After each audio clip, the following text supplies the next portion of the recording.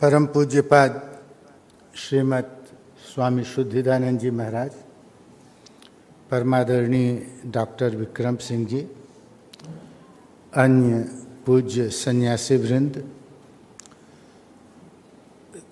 उपस्थित देवियों, सज्जनों तथा इस राष्ट्रीय संगोष्ठी में भाग लेने वाले प्रतिभागियों, मेरा विषय जैसा कि आप सबको विदित है, भारत के नवजागरण में या पुनर्जागरण में स्वामी विवेकानंद का योगदान। भारतीय नवजागरण में स्वामी विवेकानंद का बड़ा महत्वपूर्ण योगदान रहा है। स्वामी विवेकानंद आत्मद्रष्टा ऋषि थे। उन्होंने आत्मा का साक्षात्कार किया था और आत्म शक्ति के प्रकाश से वे सारे विश्व को प्रकाशित करना चाहते थे। उन्होंने अनुभव किया था कि शताब्दियों की गुलामी के कारण भारत के जीवन में अशिक्षा, गरीबी, नैराश्यता, कर्मकांड, अंधविश्वास, बाह्याडंबर ये छा गए हैं और इसके कारण भारत का विकास अवरुद्ध हो गया है। आत्मशक्ति के प्रकाश से जीवन की इन सब समस्याओं को दूर करने के लिए वे निरंतर संघर्षरत रहे, क्योंकि स्वामी विवेकानंद का यह विश्वास था, जब आत्मशक्ति जागृत होगी जीवन के सभी क्षेत्रों में विकास होगा। जब आत्मशक्ति जागृत होती है तो विश्व के सभी श्रेष्ठ उपादान स्वयं व्यक्ति के जीवन को, समाज के जीवन को, राष्ट्र के जीवन को मिलते हैं। 1897 में स्वामी विवेकानंद दक्षिण भारत के कुंभकोणम शहर में एक व्याख्यान दिया उन्होंने, द मिशन ऑफ वेदांत, और उसमें उन्होंने बहुत महत्वपूर्ण बात कही। उन्होंने कहा, teach yourself, teach everyone his real nature, call upon the sleeping soul and see how it awakes. Power will come, purity will come, glory will come, goodness will come, and everything that is excellent will come when this sleeping soul is roused to self-conscious activity. तो जब आत्मशक्ति का प्रकाश होता है तब दुनिया के श्रेष्ठ उपादान स्वयं व्यक्ति को उपलब्ध होते हैं। इसी आत्मशक्ति को जागृत करना चाहते थे। शताब्दियों की गुलामी के कारण भारत कि आत्मशक्ति की चेतना सुप्त हो गई थी। तो इसी आत्मशक्ति को जागृत करने के लिए स्वामी विवेकानंद ने जीवन प्रयास किया। उनके तपोमय जीवन से, उनकी अनुभूति संपन्न वाणी से इस देश में नवजागरण का सूत्रपात हुआ और रामधारी सिंह दिनकर, जो राष्ट्र कवि कभी रहे, उनकी प्रसिद्ध पुस्तक है संस्कृति के 4 अध्याय। उनमें उन्होंने बहुत सुंदर स्वामी विवेकानंद के बारे में लिखा है कि स्वामी विवेकानंद आधुनिक भारत को जो कुछ भी कहना था वह स्वामी विवेकानंद के मुख से उद्गीर्ण हुआ। आधुनिक भारत को जिस दिशा की ओर जाना था उसका स्पष्ट संकेत स्वामी विवेकानंद ने दिया। विवेकानंद वह सेतु है जिसमें प्राचीन और नवीन भारत प्रगाढ़ आलिंगन करते हैं। विवेकानंद वह समुद्र है जिसमें धर्म और राजनीति, उपनिषद और विज्ञान, राष्ट्रीयता और अंतर्राष्ट्रीयता सब के सब एक साथ समाहित होते हैं। राष्ट्र कवि के इन कुछ वाक्यों में राष्ट्रीय नवजागरण के लिए स्वामी विवेकानंद का योगदान पूरी तरह से प्रकाशित होता है। देखिए, सन 1886 में भगवान श्री रामकृष्ण देव की महासमाधि हुई और उनके महासमाधि होते तक स्वामी विवेकानंद, जो उस समय नरेंद्र नाथ थे, उनके सर्व प्रमुख शिष्य बन चुके थे। अपने गुरुदेव की मृत्यु के पश्चात स्वामी विवेकानंद ने अपनी लंबी यात्राएं प्रारंभ की। प्राकृतिक सौंदर्य से प्रेम, आंतरिक बेचैनी, गुरु के संदेशों के प्रचार की अदम्य अभिलाषा और भारत को जानने की तीव्र इच्छा, इन सब बातों ने मिलकर उनको एक परिव्राजक बना दिया। वे भारतीय संस्कृति के सभी केंद्रों में गए और हिमालय से लेकर कन्याकुमारी तक देश का कोना कोना उन्होंने छान डाला। वर्षों तक किसी को पता नहीं रहा कि श्री रामकृष्ण देव के इस प्रिय शिष्य नरेंद्र नाथ का क्या हुआ। उन्होंने अपने आप को भारत की विराटता में विलीन हो जाने दिया। अपनी इस यात्रा के दौरान स्वामी विवेकानंद ने देश की पिछड़ी हुई गरीबी, सामाजिक छिछड़ेपन और आर्थिक नग्नता को देखा और इसके साथ ही साथ उन्होंने भारत की संवेदनशीलता का भी अनुभव किया। वे बिना किसी योजना के जहां उनका जी चाहा गए और जहां भी गए उनके संवेदनशील हृदय और सतर्क मस्तिष्क ने सैकड़ों बातें आत्मसात की। उत्तर में अल्मोड़ा में हिमालय का बहुत गहरा प्रभाव उन पर पड़ा। पश्चिम में अहमदाबाद में जैन और इस्लामी परंपराओं ने उनको आकर्षित किया। दक्षिण के गौरवपूर्ण प्रसादों ने उनके देशाभिमान को जागृत किया और इस प्रकार वह भ्रमणशील सन्यासी भटकता रहा एक स्थान से दूसरे स्थान तक। समतल प्रदेशों से पर्वतों की ऊंचाइयों तक उसकी यात्रा दिव्य और भव्य थी और यहाँ उन्होंने भारत की अक्षयता के दर्शन किए। यहाँ उन्होंने देखा कि राजस्थान के ग्रामीण केरल के ग्रामीणों को गले लगाते रहे और इस प्रकार वह भटकता रहा। प्राचीन वास्तुकला और शिल्प कला के मौन जगत और सभ्यता के भग्नावशेषों के बीच से गुजरता हुआ उसने अनुभव किया कि उन्होंने इतिहास के संदेशों को पढ़ लिया है। उन्होंने अनुभव किया कि उन्होंने अशोक, संघमित्रा, इन सब की प्रेरणाओं को जान लिया है। उन्होंने अनुभव किया कि उन्होंने गौतम बुद्ध के संदेश को आत्मसात कर लिया है और इस प्रकार वह भ्रमणशील सन्यासी भटकता रहा। देश की गरीबी और अशिक्षा की चिंता से वह बहुत दुखी था। अंत में कन्याकुमारी में वो आया। कन्याकुमारी में माता कुमारी का एक बड़ा सुंदर मंदिर है, दिव्य भव्य मंदिर है। माता कुमारी के दर्शन उन्होंने किए। माता कुमारी के दर्शन से उनके मन में अपार भाव उत्पन्न हुआ। उनके चित्त की वेदना कुछ शांत हुई और भावावेश में डूबे हुए वे मंदिर से बाहर निकलकर मंदिर के बाहर आए और उनकी दृष्टि समुद्र में कुछ दूर पर स्थित एक शिलाखंड पर पड़ी। यह वही शिलाखंड है जिसमें आज विवेकानंद का बड़ा भव्य स्मारक बन गया है, पर उस समय तो कुछ था नहीं। समुद्र जलचरों से, हिंसक जलचरों से भरा हुआ था और वह शिलाखंड सागर के विक्षुब्ध लहरों से निरंतर प्रताड़ित हो रहा था। पर स्वामी जी को ऐसा लगा कि यह शिलाखंड उनको आमंत्रित कर रहा है। आकर्षण इतना उद्दीप्त था, वो जाने के लिए बेचैन हो उठे। नाविक को देने के लिए पैसा नहीं था।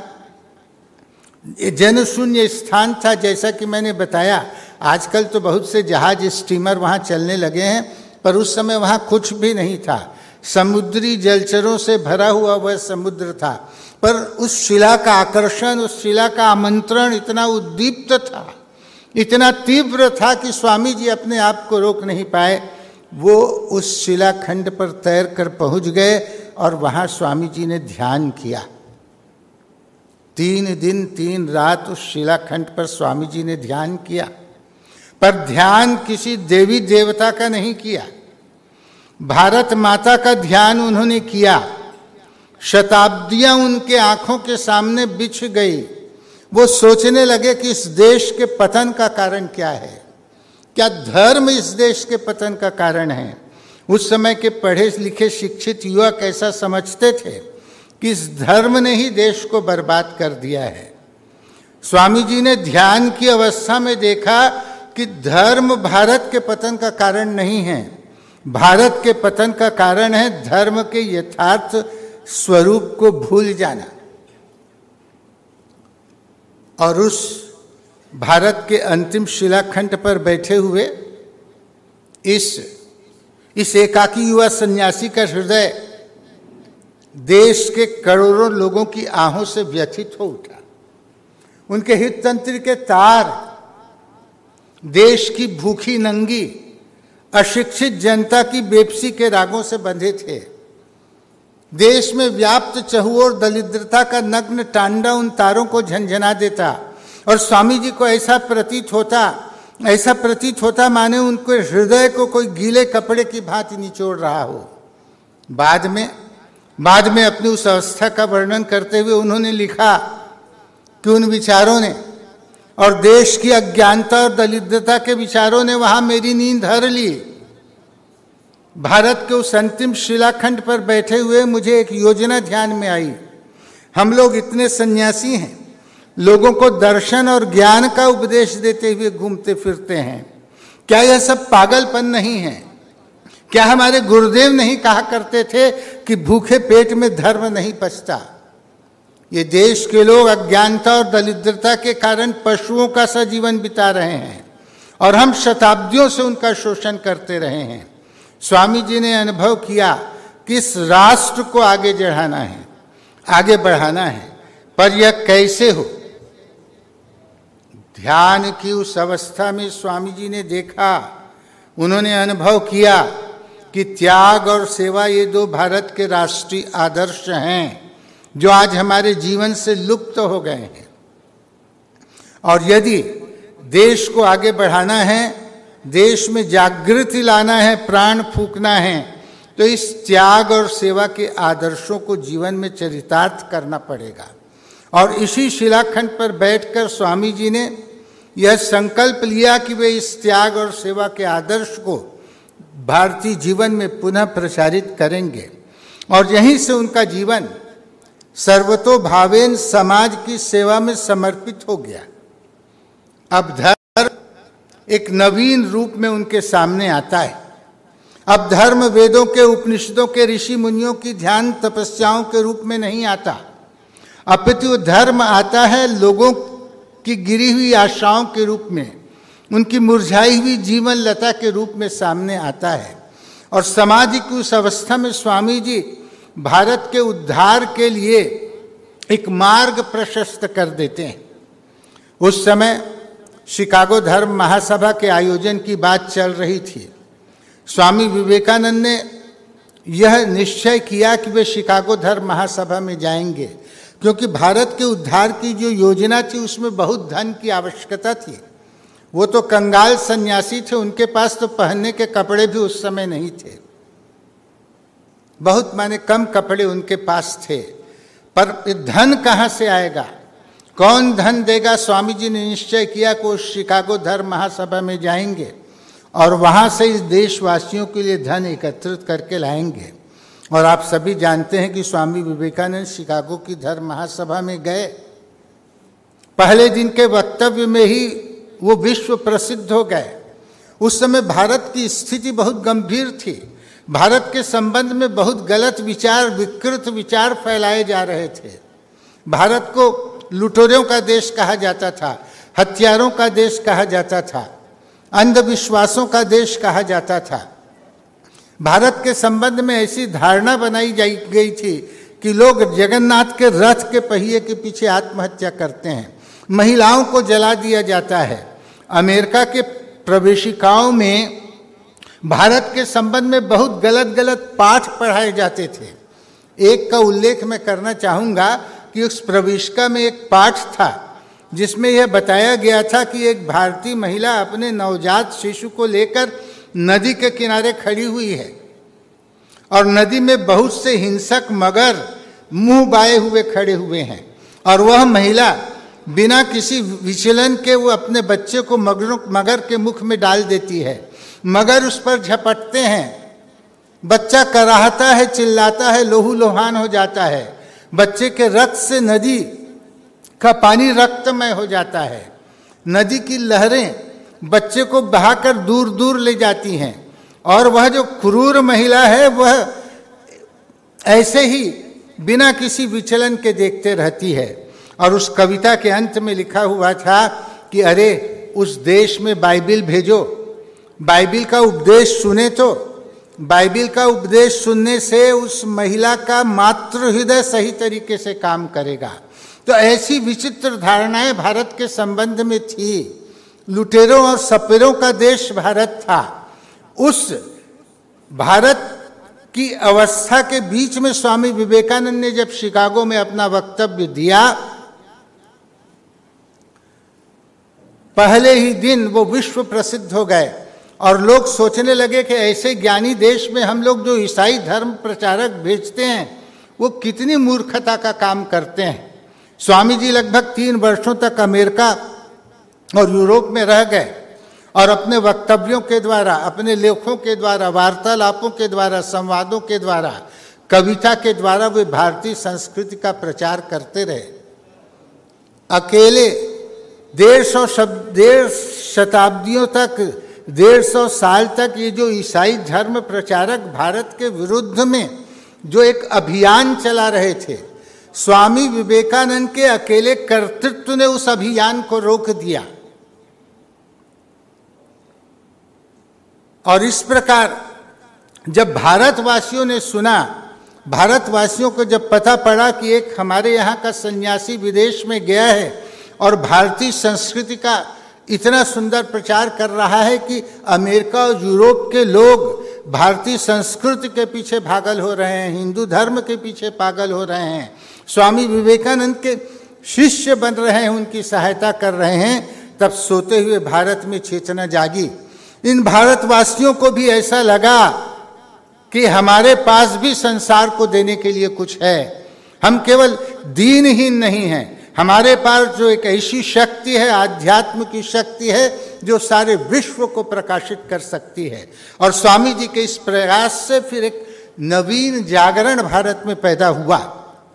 स्वामी जी भारत में आए और स्वामी जी ने भारत के नवजागरण के लिए एक पंच तत्व की सूत्र प्रारंभ किया। 5 मूल कार्य स्वामी जी ने किए जिससे भारत की अस्मिता को प्रकट होना था।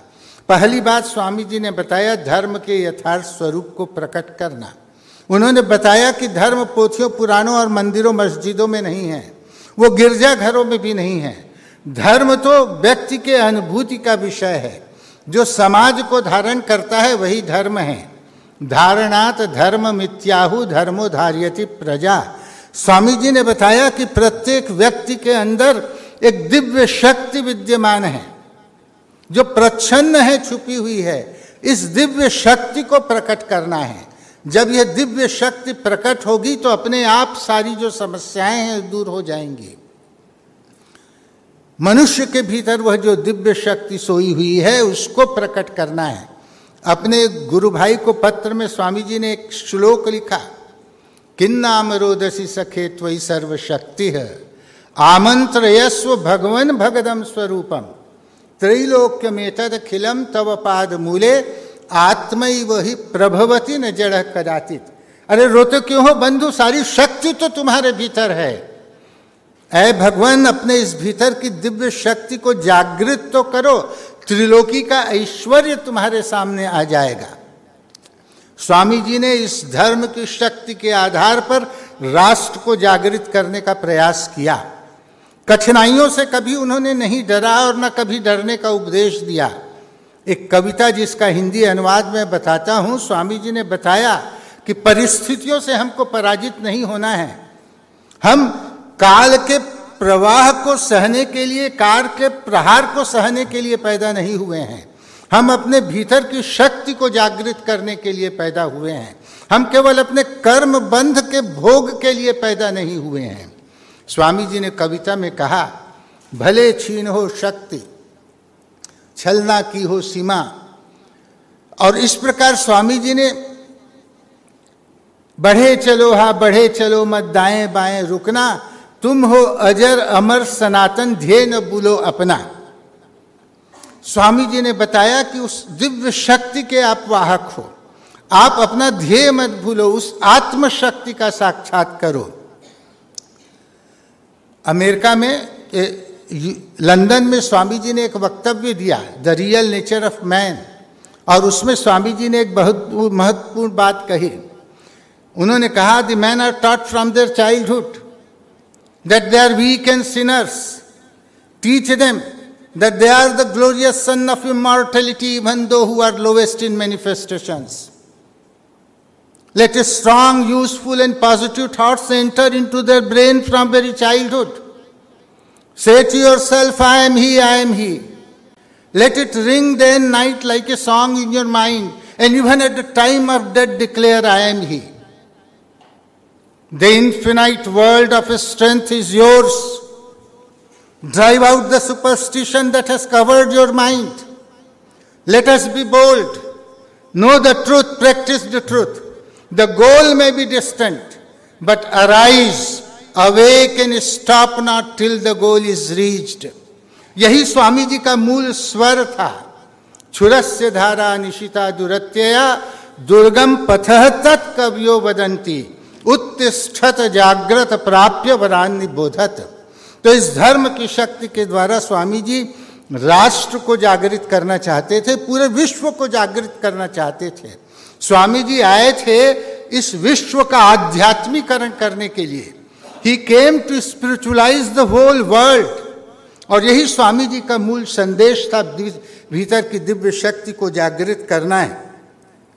दूसरा जो महत्वपूर्ण सूत्र स्वामी जी ने बताया राष्ट्र के विकास के लिए, उन्होंने शिव भाव से जीव सेवा का मंत्र दिया। ईश्वर प्राप्ति के तो अनेक मार्ग हैं, ज्ञान योग है, कर्म योग है, भक्ति योग है, राजयोग है। स्वामी विवेकानंद ने एक नया योग प्रतिस्थापित किया, सेवा योग।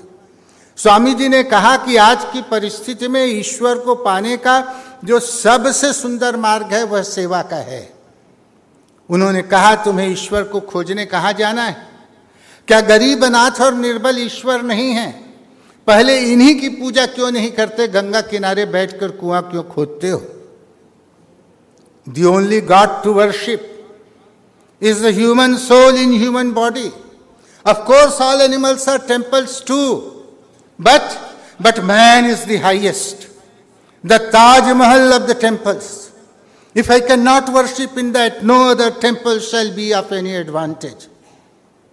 और इस मानव सेवा के लिए स्वामी जी ने अपना सब कुछ न्यौछावर कर दिया। जीवन का परम उद्देश्य तो मोक्ष की प्राप्ति करना है ना, उस मोक्ष की भी तिलांजलि स्वामी जी ने दे दी। उन्होंने कहा, may I be born again and again and suffer thousands and thousands of miseries, so that I may worship the only God that exists, the only God I believe in, the sum total of all the souls. Mysore के महाराजा को एक पत्र में स्वामी जी ने लिखा, my dear prince, this life is short and the vanities of world are transient, they alone live who live for others, rest are more dead than alive. तो यह सेवा का योग स्वामी जी ने बताया, सेवा योग बताया, राष्ट्र के पुनर्जागरण के लिए, नवजागरण के लिए दूसरा सूत्र दिया। तीसरा सूत्र नारी जागृति का स्वामी जी ने दिया, नारी शक्ति के विकास का स्वामी जी ने दिया। स्वामी जी अमेरिका में गए और अमेरिका में उन्होंने देखा कि महिलाओं को कितनी स्वतंत्रता है। उन्होंने जाना कि इस देश की प्रगति का एक बहुत बड़ा कारण है कि यहाँ की जो महिलाएं हैं स्वतंत्र हैं।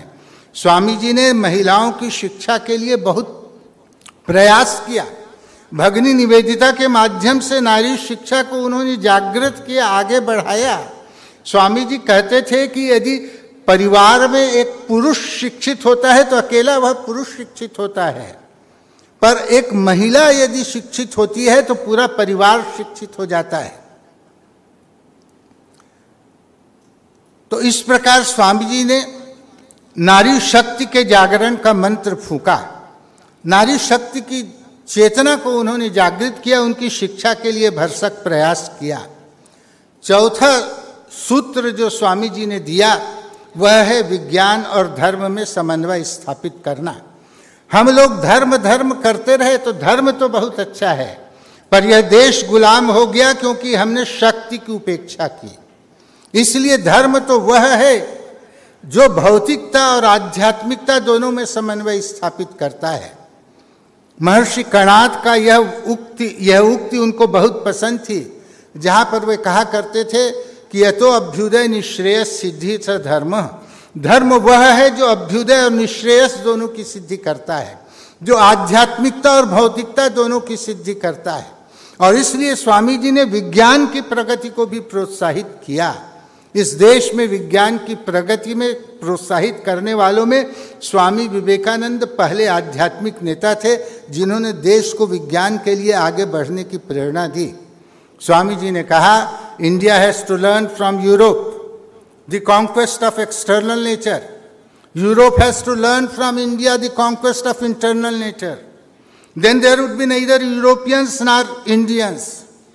There would be an ideal personality that has conquered both the nature that is external and internal. They have developed one phase of humanity. We have developed the another phase of humanity. And it is the combination of the two that is required today. तो विज्ञान और धर्म को स्वामी जी ने प्रोत्साहित किया। और फिर अंतिम बात जो स्वामी जी ने कहा, राष्ट्र के पुनर्जागरण के लिए राष्ट्र देवता की भक्ति। उस समय देश गुलाम था, स्वामी जी देश को स्वतंत्र करना चाहते थे और इसीलिए स्वामी जी ने देशभक्त युवकों का आह्वान किया। उन्होंने कहा कि आगामी 50 वर्षों के लिए हमारा एकमात्र आराध्य होना है, वह है हमारी मातृभूमि भारतवर्ष। दूसरे सभी देवी देवताओं को भूल जाओ, एकमात्र भारत माता ही तुम्हारा इष्ट हो, एकमेव आराध्य हो। हम क्यों दूसरे देवताओं की ओर भागे जिसको नहीं देख पा रहे हैं?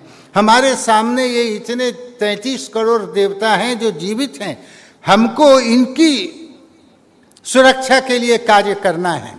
तो अनेक जो युवक हैं वो स्वामी जी के वचनों से प्रेरित होकर राष्ट्र को स्वतंत्रता दिलाने के लिए फांसी के तख्तों पर झूल गए, बहुत दिनों तक जेलों में बंद रहे। तो इस देश में राष्ट्रीय चेतना के जागरण के लिए स्वामी जी का बड़ा महत्वपूर्ण योगदान रहा। वे तो मनुष्य को ईश्वर मानते थे, देश को स्वतंत्र करना चाहते थे और इसीलिए स्वामी जी ने राष्ट्र देवता की भक्ति का आह्वान किया। यह राष्ट्र ही हमारा सबसे बड़ा देवता है। और स्वदेश मंत्र में आपने पढ़ा कि स्वामी जी ने कैसे जाजल्यमान शब्दों के द्वारा, अपने हृदय के तीव्र उद्गारों के द्वारा लोगों को देशभक्ति की प्रेरणा दी। उन्होंने कहा, ऐ वीर साहस का अवलंबन करो, गर्व से बोलो कि मैं भारतवासी हूं। प्रत्येक भारतवासी मेरा भाई है, अनाथ भारतवासी, दलिद्र भारतवासी, चमार भारतवासी, चांडाल भारतवासी, सभी मेरे भाई हैं, मेरे प्राण हैं। भारत की देवी देवियां मेरे लिए ईश्वर हैं। भारत का समाज मेरे बचपन का झूला, जवानी की फुलवारी और बुढ़ापे की काशी है। भाई कहो कि भारत की मिट्टी मेरा सर्वोच्च स्वर्ग है, भारत के कल्याण में मेरा कल्याण है। The soil of India is my highest heaven, the good of India is my good. तो इस प्रकार इन 5 मूल बिंदुओं के द्वारा स्वामी जी ने भारतीय नवजागरण के लिए अथक प्रयत्न किया। उनके संदेशों को जीवन में अपनाकर आज भी हम लोग एक समृद्धवान भविष्य की ओर अग्रसर हो सकते हैं। उनके संदेश काल के प्रभाव से अप्रभावित हैं।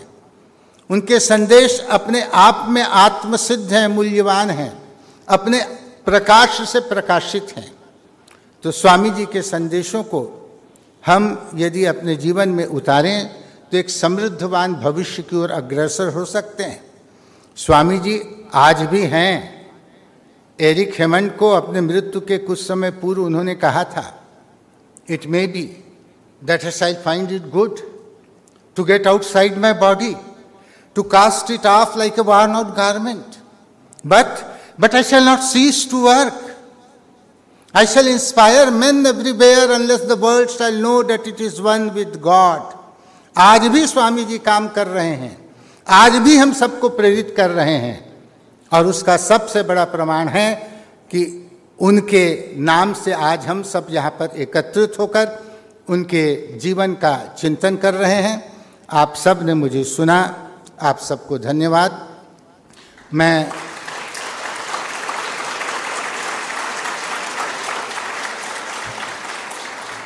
परम पूज्यपाद श्रीमद स्वामी निखिलेश्वरानंद जी के प्रति भी अपना पुनीत कर्तव्य समझता हूँ आभार देना कि उन्होंने मुझे यहाँ पर आमंत्रित किया और ऐसा सुंदर अवसर दिया कि मैं अपनी बात आप सबको कह सकूं। एक बार आप सबको प्रणाम करता हुआ मैं अपने वचनों को विराम देता हूँ। धन्यवाद आप सबको।